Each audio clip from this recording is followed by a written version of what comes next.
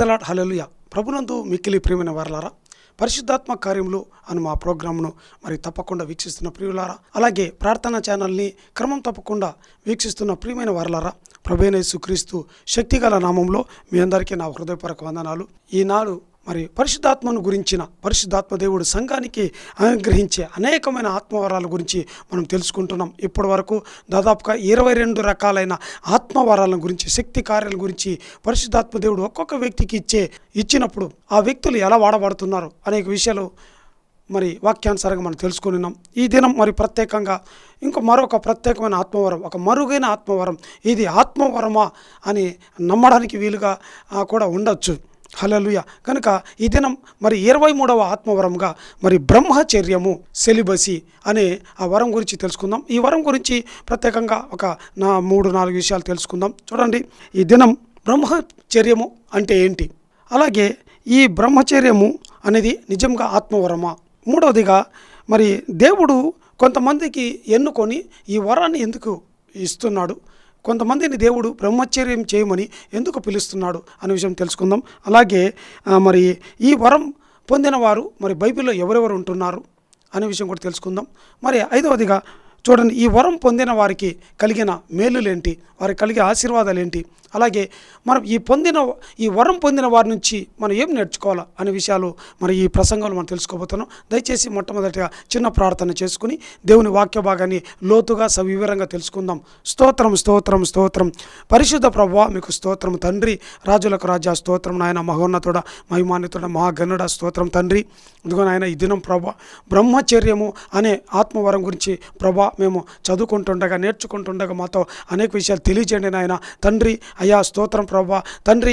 ఈ వరం నాయన, ఈ వరం గురించి వినేటప్పుడు నాయన కొందరిని తండ్రి ఈ వరంలోనికి ప్రభా కొందరిని పిలవండి నాయన, పేరు పెట్టి పిలవండి తండ్రి. అలాగే నాయన, ఒకవేళ ఎవరైనా ఈ వరం కలిగిన వారు ఈ ప్రోగ్రాం చూస్తున్నట్లయితే తండ్రి, వారు కూడా ఇంకా నాయన ఈ వరం గురించి ఇంకా అనేక విషయాలు తెలుసుకొని తండ్రి ఇంకా లోతుగా నమ్మకమైన పరిచర్య జరిగించడానికి అయ్యా కృప దయచేయి తండ్రి. నిజంగా నేను అల్పుడను, అయోగ్యుడను ప్రభా, నాకు ఏ యోగ్యత లేదు ప్రభా, అయినప్పటికీ నాయన తండ్రి మీరు ఇచ్చిన పిలుపును బట్టి, మీ ప్రణాళిక చొప్పున తండ్రి అయ్యా నీవు ఇదిగో ప్రభా ఈ దినం ఈ వాక్యం వినడానికి సిద్ధపరిచిన వీరితో మాట్లాడడానికి నన్ను సాధనంగా బూరగా వాడుకొని వేడుకుంటూ యేసయ్య ఘనమైన నామములో అడిగి వేడుకుంటూ ప్రార్థిస్తున్నాం పరమ తండ్రి, ఆమేన్. హల్లెలూయా. ప్రియులారా, మరి మూల వాక్యముగా 1 కొరింథీ 7వ అధ్యాయము 6వ వచనం 7వ వచనం చదువుకుందాం. 1 కొరింథీ 7వ అధ్యాయం 6-7 వచనాలు చూచినట్లయితే, ఇది నా హితోపదేశమే కానీ ఆజ్ఞ కాదు, మనుషులందరూ నా వలె ఉండగోరుచున్నాను. అయినను ఒకడొక విధముగానను మరి ఒక విధమునను ప్రతి మనుషుడు తనకున్న కృపావరమును దేవుని వలన పొంది ఉన్నాడు. హల్లెలూయా. చూడండి, అపొస్తలుడైన పౌలు మరి ఇక్కడ కొరింథు సంఘానికి మరి ఒక ఆత్మీయ విషయాన్ని, ఒక మరుగైన విషయాన్ని, ఎవరికీ తెలియని విషయాన్ని చెప్తున్నాడు. ఏంటంట, అపొస్తలుడైన పౌలు ఏం చెప్తానంటే, ఇదిగో నా వలె ఉండుటకు ఇక్కడ రాయబడింది 7వ వచనంలో మనం చూచినట్లయితే, మనుషులందరూ నా వలె ఉండగోరుచున్నాను. హల్లెలూయా. ఇక్కడ అతని లాగా ఉండాలని చెప్తున్నట్టుగా చూస్తున్నాం. అంత మాత్రమే కాదండి, మరి 9వ వచనంలో కూడా ఇక్కడ అపొస్తలుడైన పౌలు ఏం చెప్తున్నాడంటే, 8వ వచనంలో నా వలె ఉండుట వారికి మేలు అని రాయబడింది. హల్లెలూయా. అలాగే మనము 26వ వచనంలో మనం చూచినట్లయితే, 26వ వచనంలో చూచినట్లయితే అపొస్తలుడైన పౌలు మళ్ళీ చెప్తున్నాడు మూడోసారిగా ఏంటంటే, తానున్న స్థితిలో మీరు ఉండుట మేలని చెప్తున్నట్టుగా మనం చూస్తున్నాం. ఎందుకు అపొస్తలుడైన పౌలు ఇలాగూ నా వలె ఉండండి, నా స్థితి మీరు పోలి కలిగి ఉండండి, ఎందుకు ఇలాగా ముమ్మారు చెప్తున్నట్టుగా మనం చూస్తున్నాం అంటే, హల్లెలూయా. చూడండి, దానికి చాలా ప్రాముఖ్యత ఉంది, చాలా ప్రాధాన్యత ఉంది. ఏంటంటే, ఆనాడు కొరింథీ సంఘములో మరి ఆ సమాజంలో, ఆ సంఘములో, కొరింథు పట్టణంలో అపొస్తలుడైన పౌలు వివాహం గురించి, పరిశుద్ధతను గురించి, పవిత్రత గురించి, అలాగే బ్రహ్మచర్యం అంటే పెళ్లి కాని స్థితిని గురించి మరి అనేక విషయాలు నేర్పిస్తూ మీరు ఇలాగా మరి తన వలె ఉండాలని కోరుతూ, ఇంకా ఏంటంటే మరి ఆనాటి సంఘానికి మరి ఆ సంఘం చుట్టూ ఉన్న పరిస్థితులు, మరి కొరింథు సంఘంలో ఉన్నటువంటి చుట్టూ ఉన్న ప్రపంచము పరిస్థితులన్నిటినీ చూచి మీరు వాటిలో లోను కాకుండా మీరు వేరై మరి నాలాగా జీవించండి. ఇంకా ఏంటంటే ఆ కొరింథు పట్టణంలో అనైతిక వారి పరిస్థితులు ఉంటుండగా మరి వాటికి మీరు లోను కాకుండా వాటిని ఎదిరించి వాటిని ఎదిరించి మీరు ప్రభువైన యేసుక్రీస్తు వారికి సాక్షిగా ఉండి జీవించాలని ప్రేమతో మరి అపోస్తలుడైన పౌలు కొరింథీ సంఘానికి తెలియజేస్తున్నట్టు చూస్తున్నాం. అయితే చూడండి, ఇక్కడ అపోస్తలుడైన పౌలు ఈ బ్రహ్మచర్యం గురించి తనలాగా ఉండాలని మరి కొరింథీ సంఘానికి ఎందుకు చెప్తున్నాడు? ఏంటి ఆనాటి ఉన్నటువంటి విపత్కరమైన పరిస్థితులు, ఎందుకు కొరింథీ సంఘంలో అనైతికమైనటువంటి పరిస్థితులు ఉన్నాయని ఎందుకు చెప్తున్నాడంటే, చూడండి ఇక్కడ బ్యాక్గ్రౌండ్ విషయాలు కొన్ని తెలుసుకుందాం. అవి మీరు విన్నప్పుడు, ఒకవేళ ఎప్పుడు విని ఉండకపోయి ఉండొచ్చు, విన్నప్పుడు చాలా ఆశ్చర్యం వేస్తుంది. హల్లెలూయా. మీకు ఇదివరకు మీరు ఎప్పుడైనా కొరింథీ గురించి 1 కొరింథీ అధ్యాయం మీరు ఎన్నిసార్లు చదివిన అర్థం కాకపోతే ఈ బ్యాక్గ్రౌండ్ విషయాలు విన్న తర్వాత అప్పుడు మీకు తేట తెల్లం అవుతాయి. హల్లెలూయా. చూడండి, అపోస్తలుడైన పౌలు ఏం చెప్తున్నాడంటే, ఆనాడు కొరింథీ సంఘం గురించి మనం చూసినట్లయితే ఈ కొరింథీ సంఘము ఒక పెద్ద పట్టణముగా, మరి ఒక సంపన్నమైన నగరముగా మనం చూడగలం. హల్లెలూయా. చూడండి, ఈ కొరింథీ పట్టణము 2 సముద్రాలకి ఆనుకొని ఉన్న, అంటే ఒక శాఖలాగా ఈ పట్టణానికి మరి నార్త్లో ఒక సముద్రం ఉన్నది, తర్వాత పడమరలో ఒక సముద్రం ఉన్నది. చూడండి, ఏజియన్ సముద్రం అని, తర్వాత అమోనియన్ అనే సముద్రం, 2 సముద్రాల మధ్యలో ఉన్న భూభాగంగా మనం చూడగలం. అంటే ఈ కొరింథీ పట్టణానికి 2 హార్బర్స్ ఉన్నాయి, 2 ఓడలు ఉన్నాయి. ఒక సముద్రానికి ఒక ఓడరేవు, మరొక సముద్రానికి మరొక పక్కన మరొక ఓడరేవు ఉంది. చూడండి, బైబిల్లో మనము ఏ పట్టణాలైనా సరే, సముద్రం ఒడ్డున కావచ్చు, నదీ తీరంలో ఉన్న పట్టణాలన్నీ కూడా ఎక్కువ వర్తక వ్యాపారాలు జరుగుతూ ఉంటాయి. ఏ పట్టణం అయితే ఎక్కువ వర్తక వ్యాపారం జరుగుతుందంటే ఆ పట్టణంలో అంత గలిబిలి, పరిశుద్ధత అనేది ఉండదు. చూడండి, ఏ పట్టణమైనా సరే సముద్రం ఒడ్డున కానీ నదీ తీరం కానీ ఉన్నప్పుడు ఆ పట్టణాల్లో ఎక్కువ అపవిత్రత ఉంటుంది. ఎందుకంటే విదేశీయులు వస్తుంటారు, వ్యాపారం చేస్తూ, వాణిజ్యం చేస్తూ, మరి వచ్చిన వాళ్ళు వారి యొక్క సంస్కృతి ఇంకా డంప్ చేస్తూ, మరి ఏంటంటే సమాజాన్ని వీరు పర్వర్ట్ చేస్తుంటారు, ఏంటంటే కరప్ట్ చేస్తుంటారు. ఎక్కువగా ఇలాగా ఉంటాయి. హల్లెలూయా. చూడండి, ఈ కొరింథీ సంఘానికి కూడా ఎక్కువగా విదేశీయుల వర్తక వ్యాపారం జరిగేది. చూడండి, మరి చరిత్రలో మనం చూసినట్లయితే స్ట్రోబో అనే గ్రీకు జియోగ్రాఫర్ క్రీస్తు శకము 20వ శతాబ్దంలో ఈ స్ట్రోబో అనే గ్రీకు చరిత్రకారుడు ఏం రాశాడంటే, తను రాసిన గ్రంథంలో ఈ కొరింథీ పట్టణాన్ని గురించి అనేకమైన ప్రాముఖ్య విషయాలు రాశాడు. అందులో ఒక ప్రాముఖ్యమైన విషయాన్ని మీ ముందు నేను ఉంచాలనుకుంటున్నా. హల్లెలూయా. చూడండి, ఈ కొరింథీ పట్టణం ఏంటంటే, ఇది గ్రీకు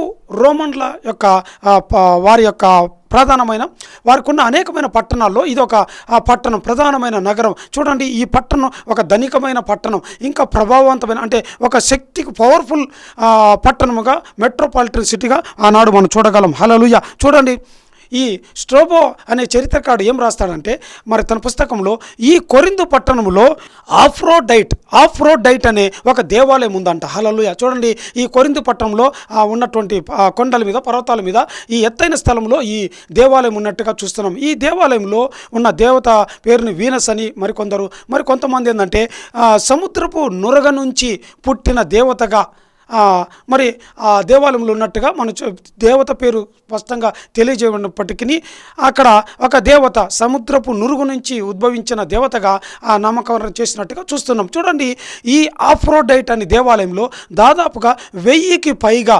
దేవదాసీలు ఉంటున్నారండి. అంటే స్త్రీలు పూజారులుగా ఉంటున్నారు. ఈ స్త్రీలు ఏం చేస్తారంటే ఆ మందిరంలోకి వచ్చిన పురుషులతో శారీరక కలుసుకొని అపవిత్రమైన కార్యాలు చేసేవాళ్ళు, వ్యభిచారం చేసేటటువంటి వారు. హల్లెలూయా. చూడండి, ఇది అక్కడ దేవాలయంలో ఒక పవిత్రమైన కార్యంగా మరి జరిగించేవారు. అందుకే చూడండి, మరి చాలా పాపులర్గా ఉండేది ఆనాటి రోమన్ సామ్రాజ్యంలో, రోమన్ పట్టణాలన్నింటిలోకెల్లా ఈ కొరింథీ పట్టణం ప్రఖ్యాతలుగాంచింది. అందుకే రోమన్ సామ్రాజ్యం నుంచి అనేక మంది వర్తక వ్యాపారం రీతిగా మరి ఈ ప్రాంతానికి వచ్చినప్పుడు ఈ మందిరానికి వెళ్ళి వారికి, అంటే వారి దృష్టిలో పవిత్ర కార్యంగా తలంచి వారు ఆ పనులు చేసేటటువంటి వారు. ఇలాగా చూడండి, సమాజంలో ఈ ఒక అనైతికమైన పరిచర్య ఉన్నట్టుగా అపోస్తలుడైన పౌలు, అందుకే చూడండి 1 కొరింథీ 3:16 చూస్తే మీ దేహము దేవుని ఆలయం ఉన్నదని మీరు ఎరుగరా, ఎవడైతే దేవుని ఆలయాన్ని పాడు చేస్తారో దేవుని వాడు పాడు చేస్తాడని చెప్తున్నారు. హల్లెలూయా. అంత మాత్రమే కాదు, మళ్ళీ కొరింథీ సంఘానికి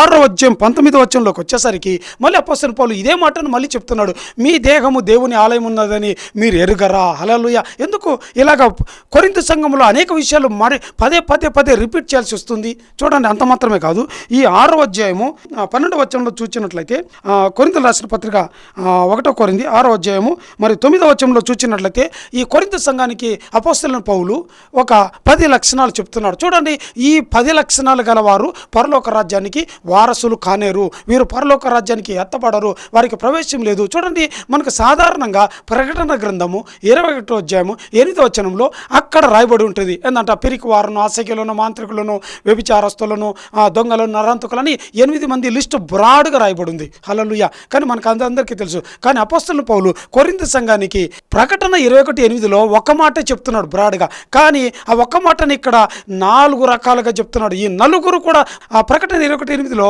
ఒక మాటగా చెప్పబడింది. కానీ అపోస్తలుడైన పౌలు కొరింథీ సంఘానికి దాదాపుగా 4-5 విషయాలతో చెప్తున్నాడు. ఈ 9వ వచనంలో చూస్తే 6వ అధ్యాయం 9వ వచనంలో, అన్యాయస్తులు దేవుని రాజ్యమునకు వారసులు కానేరని మీకు తెలియదా? మోసపోకుడి, జారులైనను, ఒకటి విగ్రహారాధికులైనను, వ్యభిచారులైనను, ఆడంగితనము గలవారైనను, పురుష సంయోగులైనను, దొంగలైనను, లోపులైనను, త్రాగుబోతులైనను, దూషకులైనను, దోచుకోరువారునైనను దేవుని రాజ్యమునకు వారసులు కానేనరు. హల్లెలూయా. చూడండి, ఇక్కడ 9వ వచనంలో దాదాపుగా 4-5 విషయాలు చెప్తున్నాడు. ఏంటంట?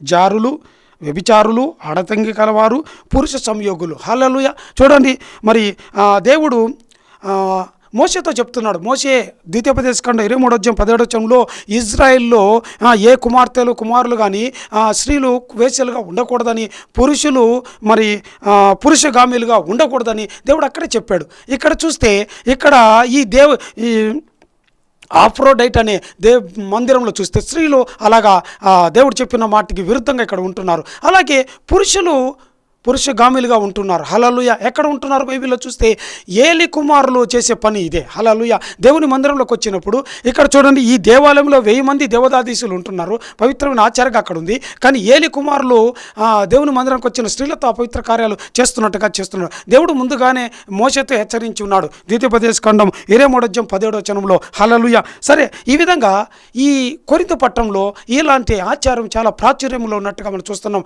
అంత మాత్రమే కాదు, ఈ కొరింథీ పట్టణము గ్రీకు రోమన్లకు సంబంధించిన ప్రాంతంగా, ఈ గ్రీకుల ఆచారము, రోమన్ల సంస్కృతి, విగ్రహారాధన విపరీతంగా మరి హెచ్చు మీరిపోయినట్టుగా మనం చూస్తున్నాం. ఇలాంటి విపత్కర పరిస్థితుల్లో అపోస్తలుడైన పౌలు ఏం చేస్తున్నారంటే, పరిశుద్ధత కలిగి ఉండాలని, పవిత్రత కలిగి ఉండాలని, మీ దేహము మరి పరిశుద్ధమైన దేవుని ఆలయమని గుర్తించండి అని, ఇదిగో నా వలె మీరు ఉండి ఈ వరం పొంది మీరు దేవునికి ఇష్టమైన నమ్మకమైన పాత్రలుగా ఉండి దేవుని పరిచర్య నమ్మకంగా చేయాలని మరి కొరింథీ సంఘంలో హెచ్చరిస్తున్నట్టుగా మనం చూస్తున్నాం. హల్లెలూయా. సరే, ఇంట్రడక్షన్ తెలుసుకున్నాం. అయితే ఇప్పుడు బ్రహ్మచర్యం అంటే ఏంటి అనే విషయం తెలుసుకుందాం. చూడండి, బ్రహ్మచర్యం అంటే ఇంగ్లీష్లో సెలిబసీ అని రాయబడి ఉంది. బ్రహ్మచర్యం అంటే చూడండి, ఇది బైబిల్ పదం అయితే కాదండి. దయచేసి గుర్తుపెట్టుకోండి. బ్రహ్మచర్యం అనేది బైబిల్ వర్డ్ కాదండి. ఇది మన దైనందిక భాషలో, మన వాడుక భాషలో మనము ఉపయోగించుకునే పదం బ్రహ్మచర్యం అని. చూడండి, బైబిల్లో ఈ పదం లేదు, కానీ దీనికి సమాంతరమైన అంటే సినానిమ్స్ లాంటివి సమాంతరమైన పదాలుగా మనం ఎన్నో ఉన్నట్టుగా మనం చూస్తున్నాం. చూడండి, ఉదాహరణకు చూసినట్లయితే అవివాహితుడు, పెండ్లి కానివాడు, తర్వాత ఏకాంగులు, అలాగే ఒంటరైన వాడు, ఆత్మత్యాగి, అలాగే ఆత్మ నిగ్రహం కలిగిన వారు, ఇలాగా ఇంకా అంటే తమ్మును తాము నపుంసకులుగా చేసుకున్నవారు, ఇంకా చూసినట్లయితే దేవుని సేవకు తమ్మును తాము పూర్తిగా అంకితం చేసుకున్న వాళ్ళని, ఇంకొక మాటలో చెప్పాలంటే స్త్రీ సాంగత్యం ఎరుగని వారని, అలాగే పరిశుద్ధతను పవిత్రతను కలిగిన వారని, ఇలాగ బైబిల్లో అనేకమైన నానాక అర్థాలు ఉన్నట్టుగా మనం చూస్తున్నాం. అయితే బ్రహ్మచర్యం అంటే ఒక వ్యక్తి తన జీవితాన్ని దేవునికి అంకితం చేసి వివాహం చేసుకోకుండా ఏంటంటే తన సమయాన్ని, తన శక్తిని, తన బలాన్ని, తన భక్తిని పూర్తిగా దేవుని పనుల కొరకే వినియోగించటం, దేవుని పనుల కొరకే ఉపయోగపడే ఈ సేవా పరిచర్యని, ఈ సేవా ధర్మాన్ని బ్రహ్మచర్యం అంటాం. హల్లెలూయా. చూడండి, ఈ బ్రహ్మచర్యం అనేది మరి భారమైనది కాదు, కానీ ఇది దేవుని యొక్క అతి ఉన్నతమైన సేవా పిలుపుగా మనం చూడగలం. హల్లెలూయా. హల్లెలూయా. ఇంకొక ప్రాముఖ్యంగా చెప్పాలంటే బ్రహ్మచర్యం అంటే దేవుని రాజ్యం కొరకు ఒక వ్యక్తి ఏంటంటే పెళ్లి చేసుకొని స్థితిని బ్రహ్మచర్యం అంటాం. హల్లెలూయా. సరే, అర్థం తెలుసుకున్నాం. అయితే ఈ బ్రహ్మచర్యం అనేది ఒక ఆత్మ వరమా, ఆత్మ కృపవరాల ఒకటా అంటే అవునండి, ఎస్. బ్రహ్మచర్యం అనేది ఇది పరిశుద్ధాత్మ ఇచ్చే సంఘానికి ఒక్కొక్క వ్యక్తులకి ఇచ్చే ఆత్మవరాలు ఒకటి, మరుగైన వరము. చూడండి, మరి బైబిల్లో అనేక వరాలు ఉంటున్నాయి, కొన్ని మరుగుగా ఉంటున్నాయి, మనకు కనపడవు. హల్లెలూయా. మనము గుర్తించేంతవరకు కానీ మనం గ్రహించలేం. అలా అనేకమైన వాటిల్లో ఈ బ్రహ్మచర్యం అనేది ఒక మరుగైన కృపావరంగా మనం చూడగలం. హల్లెలూయా. చూడండి, అయితే ఈ బ్రహ్మచర్యం అనేది వివాహ వ్యవస్థకు వ్యతిరేకమైందా అంటే నో. చూడండి, వివాహ వ్యవస్థకు ఇది వ్యతిరేకం కాదు. చూడండి, మరి ఆదికాండము 2వ అధ్యాయము 24వ వచనంలో దేవుడు అంటున్నాడు, పురుషుడు తన తల్లిదండ్రులను విడిచిపెట్టేసి తన భార్య అయిన స్త్రీతో మరి హత్తుకొని మరి వారు ఏకమై ఉంటారని అక్కడ రాయబడినట్టుగా చూస్తున్నాం. అలాగే అపోస్తలుడైన పౌలు మరి హెబ్రీయులకు రాసిన పత్రిక 13వ అధ్యాయం 4వ వచనంలో వివాహం అన్ని విషయాల్లో ఘనమైనదని చెప్తున్నాడు. హల్లెలూయా. చూడండి, ఇది వివాహ వ్యవస్థకు వ్యతిరేకం కాదు, కానీ దేవుడు కొందరిని ప్రత్యేకంగా ఈ వరము కొందరికి అప్పగిస్తాడు, కొందరికి వరం ఇచ్చి కొందరిని పిలుస్తున్నట్టుగా మనం చూస్తూ ఉన్నాం. హల్లెలూయా. చూడండి, అపోస్తలుడైన పౌలు మరి 1 కొరింథీ 7వ అధ్యాయం 7వ వచనంలో మనం చూసినట్లయితే ఇక్కడ అపోస్తలుడైన పౌలు అంటున్నాడు, హితోపదేశమే కానీ అంటే ఇది ఒక ఉచిత సలహానే కాకుండా మాత్రమే కానీ ఇది ఆజ్ఞ కాదని చెప్తున్నాడు. అంత మాత్రమే కాదు, మనుషులందరూ నా వలె ఉండగోర్చున్నాను, అయినను ఒకడొక విధమునను మరి ఒకడు మరొక విధమునను ప్రతి మనుష్యుడు తనకున్న కృపావరమును దేవుని వలన పొంది ఉన్నాడు. అంటే ఇతను కలిగి ఉన్న ఈ స్థితి దేవుడి ద్వారా పొందిన ఒక కృపావరంగా, ఇది పరిశుద్ధాత్మ దేవుడు తనకిచ్చిన ఆత్మవరంగా ఇక్కడ వివరిస్తున్నట్టుగా మరి ఎక్స్ప్లెయిన్ చేస్తున్నట్టుగా మనం చూస్తున్నాం. హల్లెలూయా. అయితే ప్రభువైన యేసుక్రీస్తుల వారు కూడా మరి ఇలాగే మరుగుగానే చెబుతున్నారు. ప్రభువైన యేసుక్రీస్తుల వారు కూడా చూడండి, మత్తయి రాసిన సువార్త మరి 19వ అధ్యాయము మరి 11వ వచనంలో మనం చూసినట్లయితే ప్రభువైన యేసుక్రీస్తుల వారు కూడా ఇదే విషయాన్ని మరి చెప్తున్నట్టుగా చూస్తున్నాం. 11వ వచనంలో, అందుకు ఆయన అనుగ్రహము నొందిన వారు తప్ప మరి ఎవరు ఈ మాట అంగీకరింప నేరరు. హల్లెలూయా. చూడండి, అనుగ్రహము పొందిన వారని ఇక్కడ రాయబడింది. తెలుగులో అయితే అనుగ్రహము పొందిన వారని రాయబడి ఉంది. హల్లెలూయా. కానీ ఇంగ్లీష్ వర్షన్లో అయితే ఒక ISV Bible, international standard version అనే బైబిల్లో ఇక్కడ అనుగ్రహం అనే పదానికి అక్కడ సెలిబసీ అని రాయబడి ఉంటుంది. హల్లెలూయా. అంటే బ్రహ్మచర్యము. హల్లెలూయా. అయితే మరికొన్ని ఇంగ్లీష్ ట్రాన్స్లేషన్స్ అంటే బైబిల్ని వ్యాఖ్యానం ఇంగ్లీష్ ట్రాన్స్లేషన్స్ బైబిల్లో ఏంటంటే ఈ బ్రహ్మచర్యము ఈ ఆత్మవరాన్ని గురించి గిఫ్ట్ ఆఫ్ కంటినెన్స్ అని రాయబడి ఉంది. కంటినెన్స్ అంటే ఆత్మ నిగ్రహము, సెల్ఫ్ కంట్రోల్, ఏంటంటే మరి నిగ్రహించుకునే శక్తినిగా మరి బైబిల్ ట్రాన్స్లేషన్లో రాయబడినట్టుగా మనం చూస్తున్నాం. హల్లెలూయా. చూడండి, ఇక్కడ ప్రభువైన యేసుక్రీస్తుల వారు ఇదే అధ్యాయంలో మరొక విషయాన్ని చెప్తున్నాడు. చూడండి, ఈ బ్రహ్మచర్యం అనేది ఒక వరంగా ఉంటుంది. ఈ గిఫ్ట్ ఆఫ్ కంటినెన్స్ అని గురించి ప్రభువైన యేసుక్రీస్తుల వారు చెప్తున్నాడు, ఇక్కడ వివరిస్తూ ఉన్నారు. చూడండి, 12వ వచనంలో మనం చూసినట్లయితే తల్లి గర్భమునందు పుట్టినవారు 3 రకాలుగా ఉంటారంట. ఒకటి నపుంసలుగా పుట్టినవారు, ఏంటంటే నపుంసకులుగా చేయబడిన వారు. మూడవది ఏంటంటే పరలోక రాజ్యము నిమిత్తము తమ్మును తామే నపుంసకులుగా చేసుకొనిన వారిని మనం చూడగలమని ప్రభువైన యేసుక్రీస్తు వారు చెప్తున్నాడు. ఇక్కడ 3వ కేటగిరీ అంటే పరలోక రాజ్యం కొరకు తమ్మును తామే అంటే ఈ శరీరేచ్ఛలను త్యజించిన వారు, ఆత్మ నిగ్రహం కలిగిన వారు, ఈ శరీర కార్యాలను పక్కన పెట్టేసి దేవుని కొరకు భక్తి చింత కలిగిన వారు, ఇది ఏంటంటే ఈ వరం పొందిన వారు మాత్రమే ఇలా ఉండగలరు. హల్లెలూయా. హల్లెలూయా.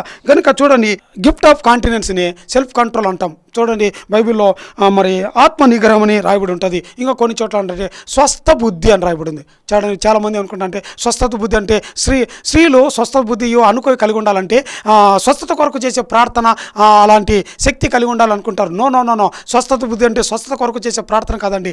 ఆల్రెడీ నా యూట్యూబ్ ఛానల్లో మీరు చూసినట్లయితే స్వస్థత బుద్ధి అంటే ఏంటని ఒక షార్ట్ కూడా చెప్పి ఉన్నాం. దయచేసి దాన్ని ఫాలో అవ్వండి, చూడండి, మీకు అనే విషయాలు తెలుస్తాయి. స్వస్థత బుద్ధి అంటే ఇదే, ఈ బ్రహ్మచర్యం గురించే. హల్లెలూయా.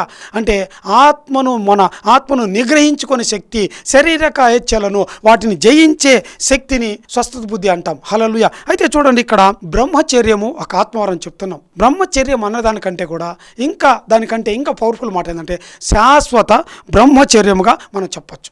లేదంటే పరిపూర్ణ బ్రహ్మచర్యంగా చెప్పింటే బాగుంటుందేమో అనుకుంటున్నా. హల్లెలూయా. ఎందుకంటే బ్రహ్మచర్యం అనేది కొంతమంది కొంతకాలము బ్రహ్మచారులుగా ఉండి మళ్ళీ తప్పిపోయిన వాళ్ళ బ్రహ్మచారిని విడిచిపెట్టేసి పెళ్లి చేసుకొని పరిచర్య చేసిన వాళ్ళు. ఉదాహరణ చూస్తే సంసోను నాజీరుగా ప్రతిష్ఠ చేయబడిన వాడు. మరి యవ్వన కాలం వచ్చేసరికి మరి ఆ నాజీరత్వం అంతా కూడా పక్కన పెట్టేసి మరి పెళ్లి చేసుకున్నట్టుగా చూస్తున్నాం. అతను ఇప్పుడు చూడండి, ఒకప్పుడు బ్రహ్మచారి, ఇప్పుడు అతను శాశ్వత బ్రహ్మచారి అయితే కాదు. హల్లెలూయా. శాశ్వత బ్రహ్మచర్యం చేసినట్టు కాదు. కానీ అందుకే ఇది బ్రహ్మచర్యం అనేది అంటే శాశ్వత బ్రహ్మచర్యం అంటే బాగుంటుందేమో. హల్లెలూయా. ఎందుకంటే ఒక వ్యక్తి తను మరణించేంత వరకు ఏంటంటే స్త్రీ సాంగత్యం ఎరుగని వాడిగా ఉండి దేవుని పరిచర్య నమ్మకంగా చేయుట, ఇది కేవలము ఈ వరం పొందిన వారికి మాత్రమే సాధ్యము. హల్లెలూయా. హల్లెలూయా. ఈ వరం లేని వాళ్ళు కొందరు తమంతకే తామే నిగ్రహించుకొని ఉండి పడిపోతారు, అంటే వారికి ఆ వరం లేనట్టే. హల్లెలూయా. సరే, ఇంకా మూడవగా చూడండి అంశంగా, దేవుడు ఎందుకు కొంతమందిని ఈ వరం ఇచ్చి పిలుస్తున్నాడు? ఈ వరం కొంతమందికి దేవుడు ఎందుకు అనుగ్రహిస్తున్నాడు?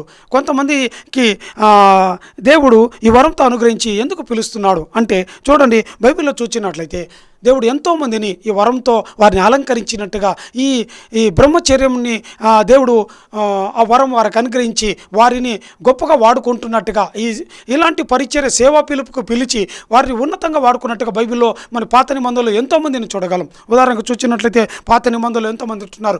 యిర్మీయా ప్రవక్త కావచ్చు, ఏలియా కావచ్చు, ఎలీషా కావచ్చు, దానియేలు కావచ్చు, మరి ఆమోసు, యోనా, నహుము, హబక్కు, జఫన్యా, అలాగే మరి జకర్యా, ఓబద్య, మలాకి, వీరందరూ కూడా బ్రహ్మచర్యం చేసిన వారు. వీరెవరు పెళ్లి చేసుకోలేదండి. అలాగే మరి పెళ్లి చేసుకున్న ప్రవక్తల్లో కొంతమంది ఉంటున్నారు.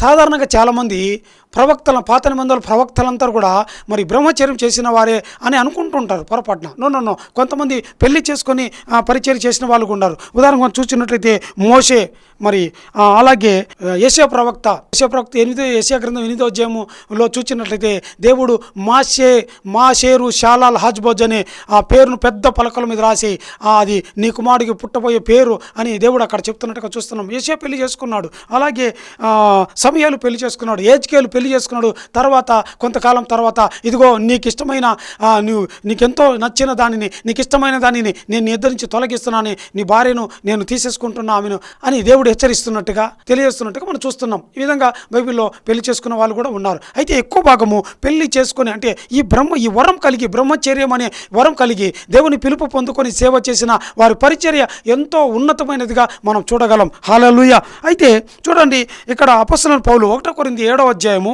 32వ వచనం నుంచి 34వ వచనం వరకు ఈ 3 వచనాలు చదివినట్లయితే అపొస్తలుడైన పౌలు ఎందుకు చెప్తున్నాడు, దేవుడు ఎందుకు ఒక వ్యక్తిని బ్రహ్మచర్యం చేయడానికి పిలుస్తున్నాడంటే చూడండి, వివాహ వ్యవస్థలో ఉన్న వ్యక్తులంతా వాళ్ళకి బాధ్యతలు ఉంటాయి. ఒక మాట చెప్పంటే వాళ్ళు దాసులుగా ఉంటారు, సమస్యలకి ఇబ్బందులకి దాసులుగా ఉంటారు. పెళ్లి కాని వారు స్వతంత్రంగా ఉంటారు. అందుకే అపొస్తలుడైన పౌలు అంటారు, పెళ్లి కాని వారు చింత లేని వారుగా ఉంటారంట. ఏ చింతలు ఉండవంట. వారికి ఏంటంటే దేవుని పట్ల వైరాగ్యము, దేవుని పట్ల చింత కలిగి ఏంటంటే ఒక శరీరమందును మరి ఆత్మీయతందు మరి పవిత్రులై ఉండి దేవుని పిలుపును నమ్మకంగా చేస్తారని అపొస్తలుడైన పౌలు వివరిస్తున్నట్టుగా, అందుకే దేవుడు వారి కొంతమందిని ఇలాగా ఈ సేవను ఈ ఆత్మవరాన్ని అనుగ్రహిస్తున్నట్టుగా మనం చూస్తున్నాం. హల్లెలూయా. అలాగే ప్రభువైన యేసుక్రీస్తు వారు మరి మత్తయి రాసిన సువార్త 22వ వచనంలో మరి పునరుత్థానమందు ఎవరు పెళ్లికి ఇయ్యబడరు కానీ పెళ్లి చేసుకోనరు, అక్కడ ప్రతి వారు పరలోకమందు దేవదూతల వలె ఉంటారని చెబుతూ ఇంకడేందంట, ఎవరైతే ఈ వరం ఎవరికి ఇవ్వబడుతుందో వారు పరలోక సంబంధమైన దేవదూతలకు సూచనగా ఉంటారని ఇక్కడ ఒక సూచనగా మరి శాస్త్రులు పరిశీలతో ప్రభువైన యేసుక్రీస్తు వారు హెచ్చరిస్తున్నట్టుగా మనం చూస్తున్నాం. అలాగే దేవుడు ఉన్నతమైన సేవా పిలుపు కొరకై ఈ వరాన్ని కొందరికి అనుగ్రహిస్తున్నట్టుగా, కొందరిని పిలుస్తున్నట్టుగా మనం చూడగలం. అలాగే యిర్మీయా గ్రంథము 16వ అధ్యాయం 1-2 వచనాలు చూసినట్లయితే దేవుడైన యెహోవా యిర్మీయాతో పిలుస్తున్నాడు, యిర్మీయా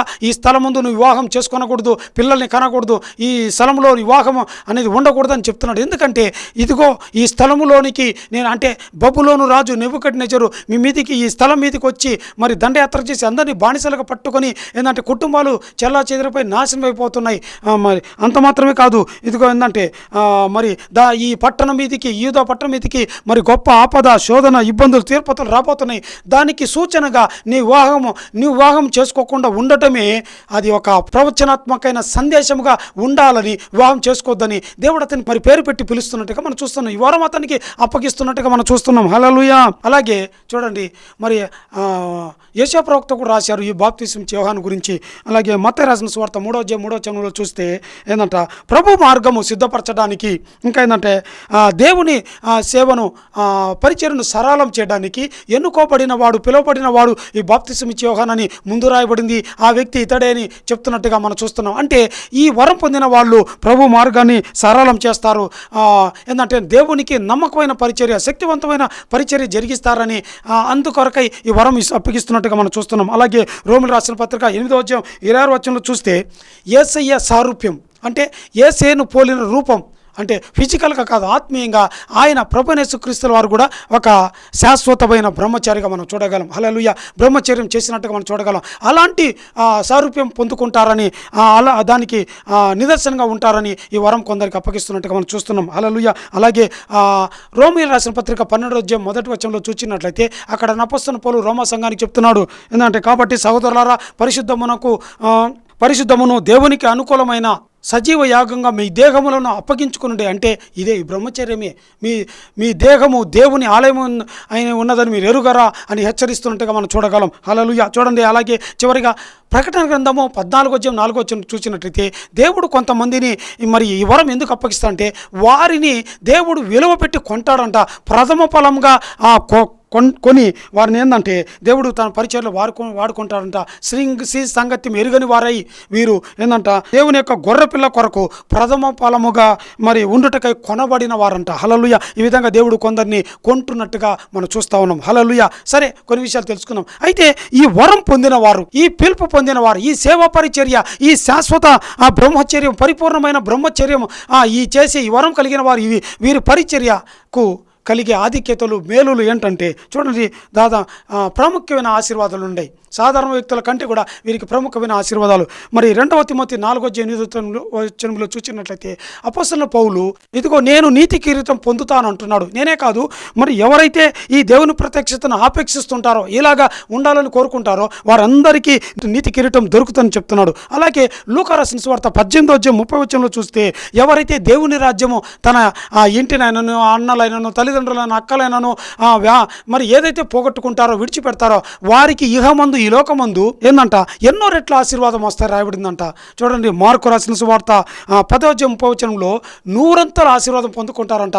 అంత మాత్రమే కాదు, తల్లిదండ్రులను ఎవరైతే అక్కచెల్లెలు పోగొట్టుకుంటారో, శారీరకంగా పోగొట్టుకుంటే ఆత్మీయంగా అలాంటి వారిని కంటారని రాయబడింది. అందుకే చూడండి, దాన్ని బట్టే మరి దానియేలు 12:3లో ఎవరైతే మరి అనేకుల్ని దేవుని తట్టు తిప్పుతారో వారు ఆకాశంలో ఒక నక్షత్రం పోలి ఉంటారంట. అలాగా వీరు అనేకమైన ఆత్మలు కనడం వల్ల ఆకాశంలో నక్షత్రంలోకి పోలి ఉంటారు. హల్లెలూయా. అలాగే యాకోబు రాసిన పత్రిక 1వ అధ్యాయం 12వ వచనంలో చూసినట్లయితే జీవ కిరీటం వీరు పొందుకుంటారని రాయబడింది. హల్లెలూయా. సరే, అయితే ఇక్కడ ఈ బ్రహ్మచర్యం, ఈ వరం పొందుకున్న వాళ్ళ గురించి దేవుడు, పరిశుద్ధాత్మ దేవుడు మనకెందుకు తెలియజేస్తున్నాడు? ఈ వరం కొరకై కొందరు మీరు ఈ వరం కలిగి ఉండటానికి ఈ వరం ఒకవేళ ఆపేక్షించండి అని పరిశుద్ధాత్మ దేవుడు ఈ దినం నన్ను కోరుతున్నాడు, కొంతమందిని కోరుతున్నాడు. అలాగే పరిశుద్ధాత్మ దేవుడు కొంతమందిని ఏంటంటే ఈ వరాన్ని చూచి, వరం కలిగిన వారిని చూచి మనం ఆత్మీయ సత్యాన్ని నేర్చుకోవాలని కోరుతున్నాడు. ఏంటంటే ఈ వరము ఏంటంటే వరం పొందిన వారు ఎలాంటి జీవితం కలిగి ఉండాలో మనం కూడా, ఈ వరం లేకపోయినా సరే మనం కూడా వారిలాగానే, వారికి ఉన్న రూల్స్, రెగ్యులేషన్స్ మనకు కూడా వర్తిస్తాయి. పరిశుద్ధత కలిగి జీవించాలని దేవుడు హెచ్చరిస్తున్నాడు. అయితే చూడండి, ఈ దినము ఈ వరము ఎంతో ప్రాముఖ్యమైనదిగా చూస్తున్నాం. దేవుడు కొందరికి ఇస్తాడు, కొందరికి ఏంటంటే వివాహం అనే ఆశీర్వాదం ఇస్తాడు. సరే, నువ్వు ఏ స్థితిలో ఉన్నా సరే పరిశుద్ధత కలిగి జీవించాలని దేవుడు కోరుతా ఉన్నాడు. సరే, చివరిగా ప్రార్థన చేసుకుందాం. Thank you lord. సకురో రేతున ఎలమొర హౌస్యన ఎబ్రియాతున రివి గ్రహతున రివెలిసియ ఎరమ రౌదన రివి గడాసో ఎత్రియాలవరవ షెడిగ్ బరానా ఏ హెజేరియాలవ. Thank you lord. తండ్రి స్తోత్రం నాయన. అవును తండ్రి, అయ్యా శాశ్వత బ్రహ్మచర్యము ఒక గొప్ప కృపావరంగా అయ్యా మేము తెలుసుకున్నాం తండ్రి. నాయన అయ్యా స్తోత్రం తండ్రి. అయ్యా మేమైతే నాయన ఇదివరకే అయ్యా కొంతమంది వివాహం చేసుకుని ఉన్నారు ప్రభా తండ్రి. మరికొంతమంది అయితే నాయన వివాహం చేసుకుని వారు ఒకవేళ ఎవరైనా ఉంటే ప్రభా ఇదిగో సంఘాల్లో అనేకులు నాయన ఇదిగో తండ్రి ఇలాంటి తండ్రి యిర్మీయా లాంటి వీరులు ప్రభా తండ్రి స్తోత్రం నాయన. అయ్యా బాప్తిసమిచ్చే యోహాను లాంటి వీరులు నాయన అయ్యా అనేకులు లేవనెత్తబడాలి ప్రభా. అయ్యా యేసయ్య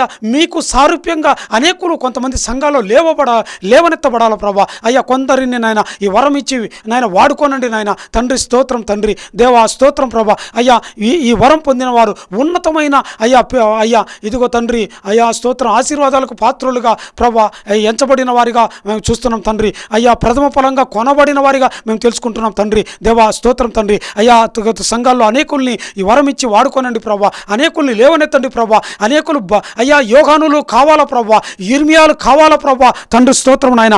ఏలియాలు ఎలీషాల సంఘాలకు కావాలా ప్రభా తండ్రి స్తోత్రం. అనేకుల్ని నాయన సేవకుల్ని లేవనెత్తండి ప్రభా. యవనస్తుల్ని ఆకర్షించండి ఈ వరం పట్ల నాయన. ఇదిగో భారంగా కాకుండా ఇది ఒక ఆత్మ ప్రత్యేకమైన అయ్యా విశిష్టమైన కృపవరంగా ఇదిగో తండ్రి ఉంటుండగా ప్రభా అనేకుల్ని ఆకర్షించండి ప్రభా. తండ్రి మీకు స్తోత్రం తండ్రి మీకు స్తుతి మహిమ ఘనత ఆరోపిస్తూ యేసుక్రీస్తు శక్తిగల నామంలో అడిగి వేడుకుంటూ ప్రార్థిస్తున్నాం పరమ తండ్రి. ఆమేన్.